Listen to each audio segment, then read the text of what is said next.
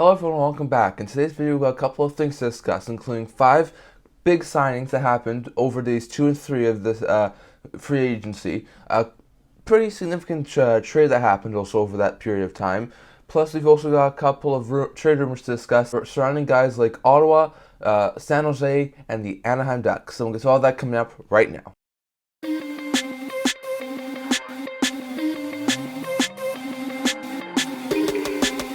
Hello everyone, welcome back to another video here at the Instant Hockey Channel.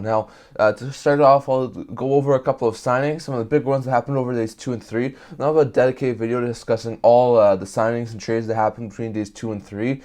There were combined 42 signings over that period of time, as well as 2 trades. So we'll get to all that in a later video, either later today or most likely earlier tomorrow.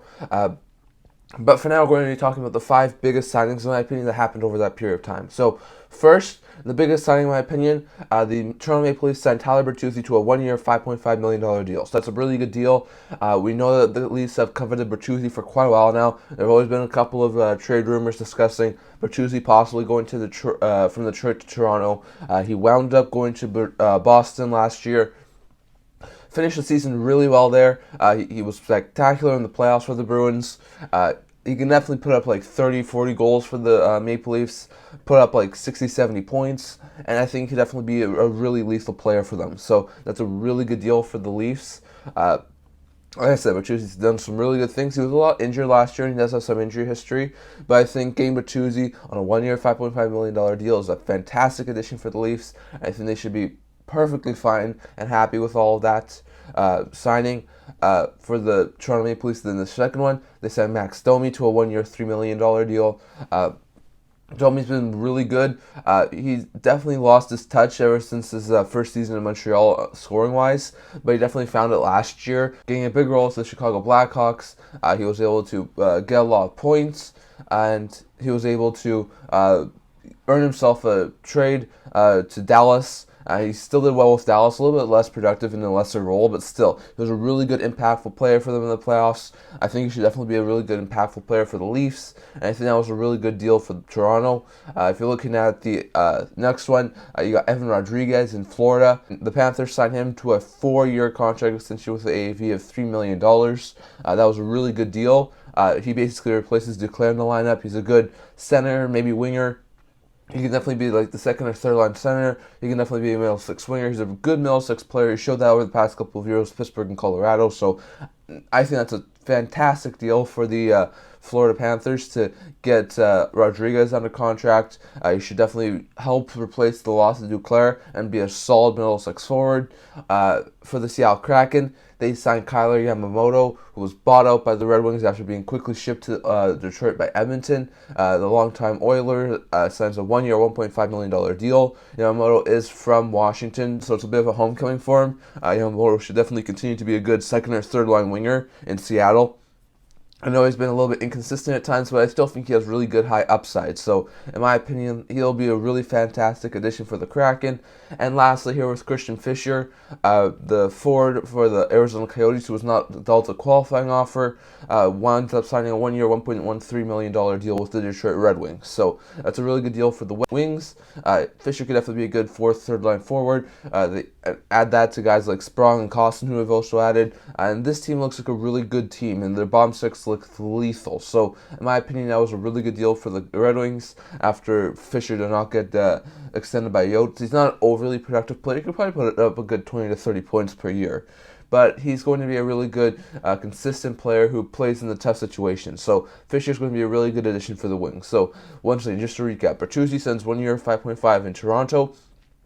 Domi signs 1 year, $3 million in Toronto. Rodriguez signs 4 years with an AAV of $3 million in Florida. Yamamoto signs a 1-year deal with an AAV of $1.5 million in Seattle. And Detroit signs Christian Fischer on a 1-year deal with an AAV of $1.13 million. So those are the 5 biggest signings, in my opinion. Bertuzzi and Domi help the Leafs middle six. Rodriguez helps the Panthers middle six. Yamamoto helps the Kraken's middle six. And Fischer helps the Red Wings bottom six. And those are some pretty big signings. There's still some big free agents on the board, in my opinion. As of the recording of this video, Tarasenko has not been signed at this point in time. Dumba has not been signed at this point in time. Bergeron's not indicated whether he'll be back or not. Kane still hasn't decided where he's going to go. Jonathan Toews hasn't decided where he's going to go. Thomas Tatar, Caleb Jones, Ethan Bear, Cal Foote. So there's still a couple of decent players out there who I think could still get NHL opportunities. Today is now day 4 of free agency, so not very many signings as of right now. We'll have to wait and see if there's any more big ones, but there's still some significant ones. There's a lot of talk now that Tarasenko could go to either Carolina or Ottawa. There's some talk that Matt Dumba has had drawn interest from the Dallas Stars. Kane, Bear, both still going to be injured for the first 2 months, so I'm not sure if that affects how long it's going to take for those two to sign. Guys like Caleb Jones, Cal Foote, they're decent third pair defensemen. I think Toews can still be a really good second, third line center at this point in time. So it's going to be interesting to see where all these guys sign. But after having a top 50 trade bait list that I posted just before the free agency, I think there's only like 10, 11, 12 players left on that list. So they're going to be interesting to see where the rest of those guys on my list go. But there's still some significant signings that have not taken place yet, and I think will eventually. So it's going to be interesting to see. But for the time being, some big signings here were Bertuzzi to Toronto, Domi to Toronto, Fisher to Detroit, Yamamoto to Seattle, and Rodriguez to Florida. We'll get to all those guys again in either later today or early tomorrow in our next video, talking about how day 2 and day 3 went for each of these NHL teams. So some pretty good signings there. The one trade that happened was between the Minnesota Wild and the Tampa Bay Lightning. The Tampa Bay Lightning acquired a 2024 7th-round pick from the Minnesota Wild in exchange for a young player, Kajovic, as well as Patrick Maroon, with 20% of his contract retained. So the Wild get Patrick Maroon with a contract of $800,000 with the money retained, and they get Maxim Kajovic. So Kajovic, decent prospect, not most likely going to be an overly significant player. I could see him still be a good bottom 6 forward. He's still going to most likely, in my opinion, play in the AHL next year. Eventually, I could see him be a good 4th line forward, so I wouldn't completely rule that out. But I still think for the time being, he's going to be a lower-end AHL forward. On top of that, they get Patrick Maroon. We know they lost Ryan Reeves. We know they had Nick Delorier the previous year, so they keep on trying to add some toughness to their lineup. They're able to do that with Maroon. Maroon's a solid 4th line forward who's not afraid of the rough stuff, so I think that's a really good addition. Getting some more physicality on the 4th line for them is a really good addition for Minnesota, and I think at $800,000, whereas Reeves got $1.3 million, for a cap strap team to save about $500,000 on a physical bottom 6 forward, I think is a really good deal for them as well. So a really good move for the Minnesota Wild to get Maroon and Kajovic, a solid bottom 6 forward who should definitely bring some physicality into the lineup, as well as a decent prospect who should definitely be really good. So some really good moves there for the Wild. For the Lightning, I'm quite surprised by this move. Maroon is still a really good forward for that team there, a really good bottom 6 forward, so I'm surprised they wound up moving him. At 20% of his contract retained, only retained $200,000 for next year, so that's not really overly significant for them. But still, they lose Maroon, who's a good bottom 6 forward. Kajovic, not sure if he ever had a path to the NHL in Tampa, so I don't think they're too worried about losing him. But I am quite surprised that they moved Maroon, who's a good physical body, on the 4th line.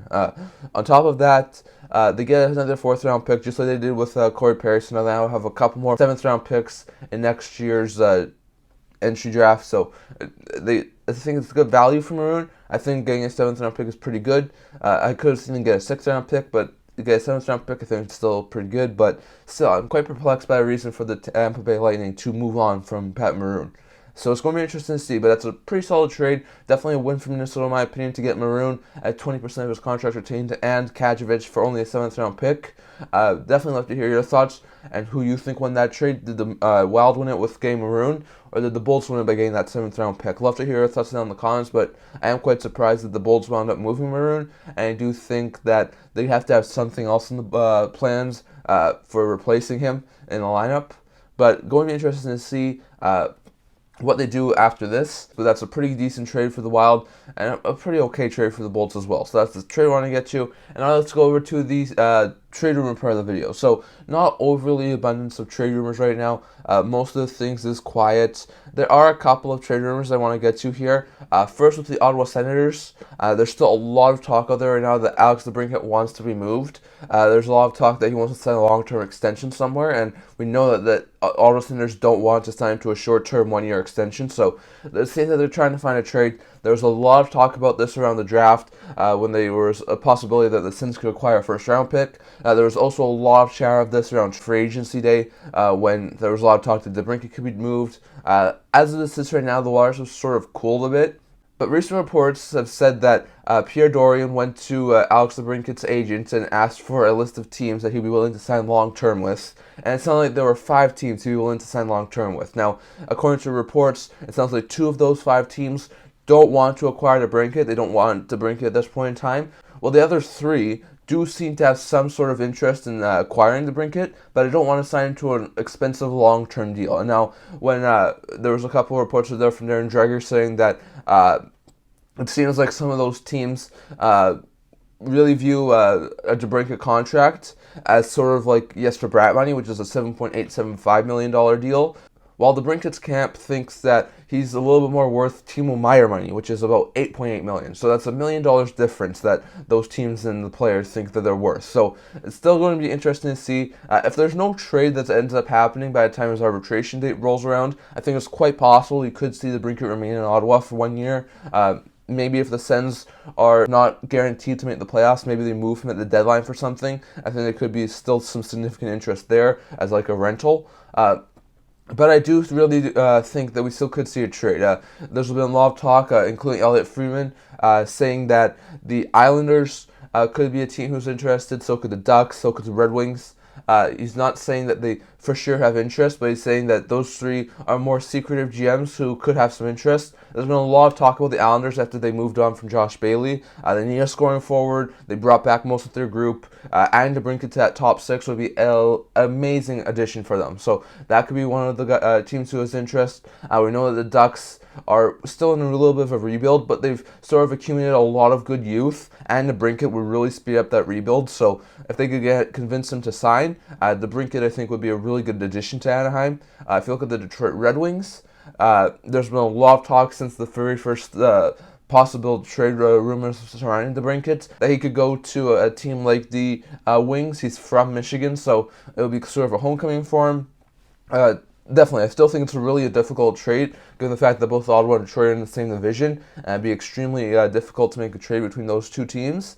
But Ottawa needs a trade package for DeBrincat, and Detroit still really needs a solid top 6 scorer to replace Bertuzzi. So, I mean, that could be another option as well. So, there's probably still a couple of other teams who have interest, maybe a couple of other teams who don't. But it does sound like there could be some interest there from the Islanders, the Ducks, and the Wings. So it's going to be interesting to see. I really do wonder what happens. But it sounds like DeBrincat really wants to go out of Ottawa, sign a long-term deal somewhere. And it just sounds like of the 5 teams he gave that he'd be willing to sign a long-term deal with, 2 aren't interested, and 3 aren't interested in giving him a long-term contract. So going to be interesting to see where this goes. I do think that we'll have to find out something probably in the next little while. I don't think this DeBrincat saga will drag out overly long, but it's quite possible it could drag out for a few more days, maybe even a couple of weeks. So going to be interesting to see. I think the arbitration date will also be a big part in any sort of trade talks for DeBrincat, given the fact that once they hit the arbitration date, they'll most likely just have to sign into a 1-year deal. But we're going to have to wait and see. So the DeBrincat trade could happen in the not too distant future if the teams can work things out and sign into a long-term extension.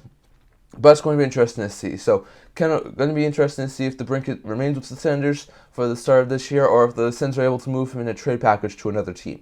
Going over to the San Jose Sharks, there's a lot of talk right now that the San Jose Sharks are really looking at trying to move a guy like Erik Karlsson. Now, Karlsson, there was a lot of talk around the trade deadline that he was a name who was out there, who could easily be moved. Given the fact that you can't go over the cap at the trade deadline, there was a lot of talk that said it wasn't going to happen around the trade deadline. It didn't. But there were some teams like Edmonton and even maybe Toronto who had interest in bringing him in around the deadline. But he was never went anywhere. Karlsson continued to play San Jose. He had 100 points. He hit the 100-point mark. First defenseman in, I think 30 years to hit the 100-point mark.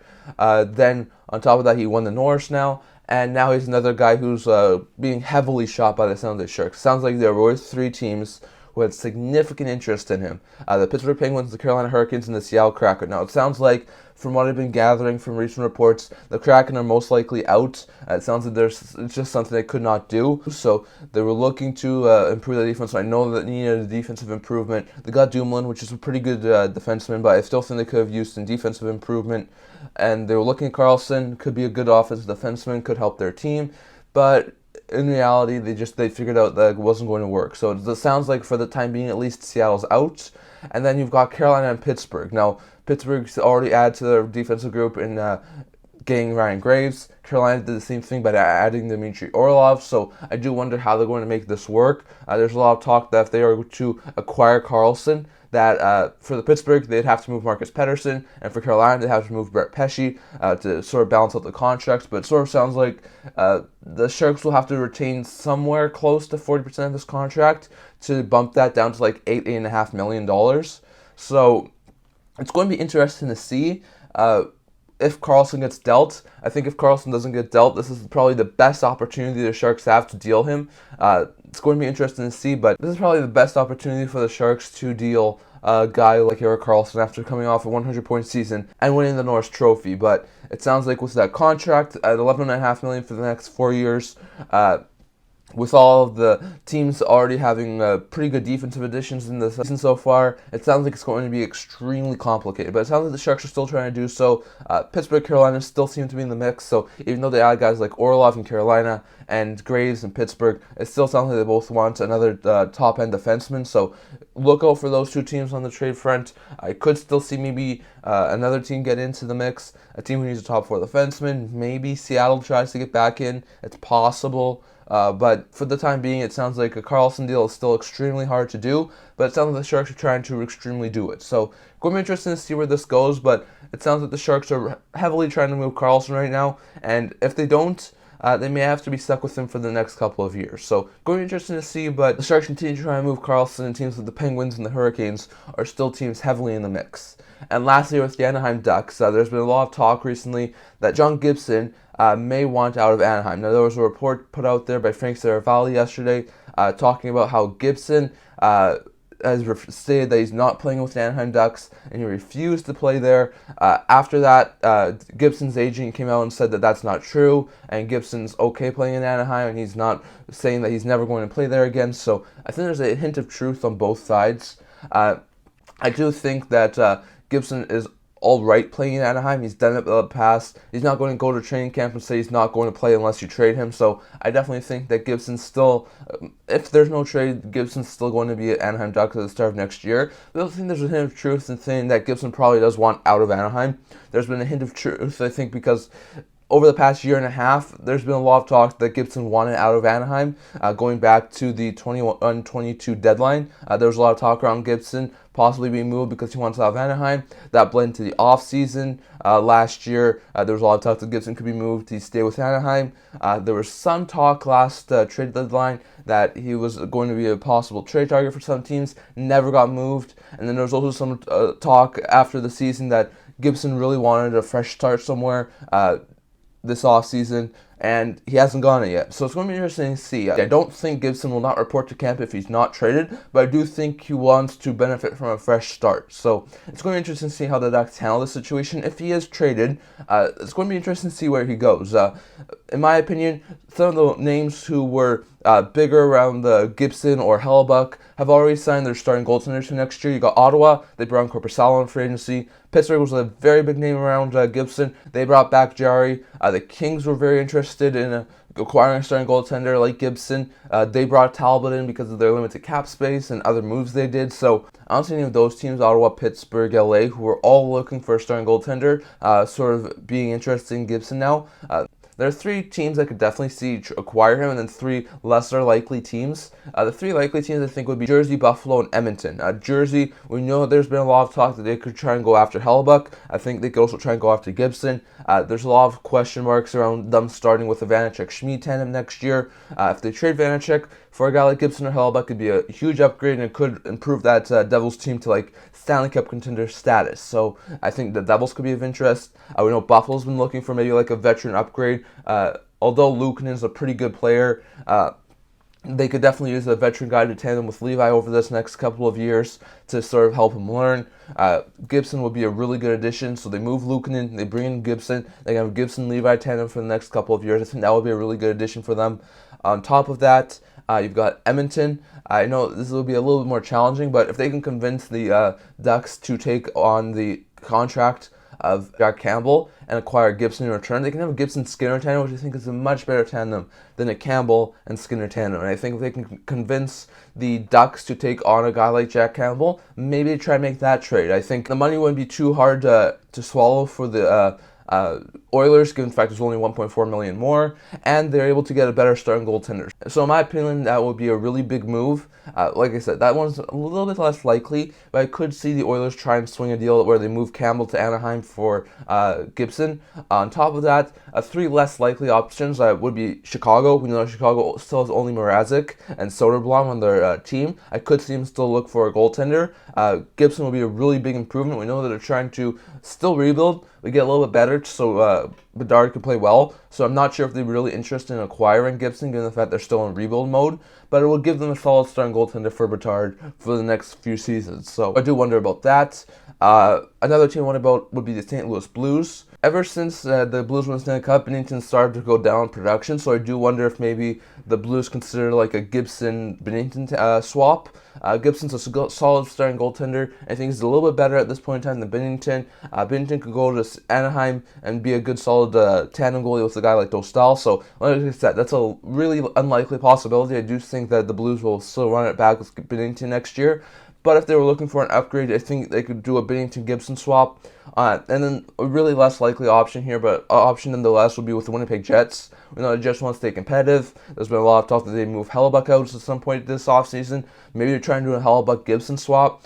Gibson gets to go to the Jets, keep that team competitive, and get a new starter role for the next couple of years. Hellebuck can go to Anaheim, and the Ducks can trade him at the deadline for a pretty good package if they're not doing too well. So going to be interesting to see, but those are some of the teams I could see that Gibson be traded to if he does wind up getting dealt before the season starts. So definitely, that's all I'm going to talk about here today for the trade rumor part of the video. Love to hear your thoughts down in the comments.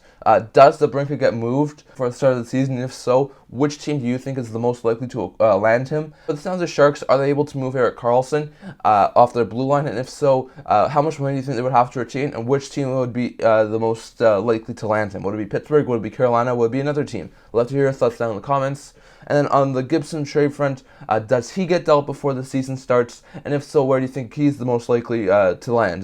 Would it be Buffalo? Would it be Jersey? Would it be Edmonton? Would it be someone else? Love to hear your thoughts down in the comments on where you think Gibson, DeBrincat, and Karlsson will wind up if they are indeed dealt. But that's what I'm going to talk about for today. Remember to like this video, and if you really liked it, remember to subscribe. We're close to 100 subscribers, so definitely love to see you guys subscribe so you can hit 100 subscribers. I also do a blog talking about news, rumors, analysis, stuff like that. So definitely check that out. I'll leave a link to that in the description below. And I can't wait to see you guys all for the next video. See you guys soon.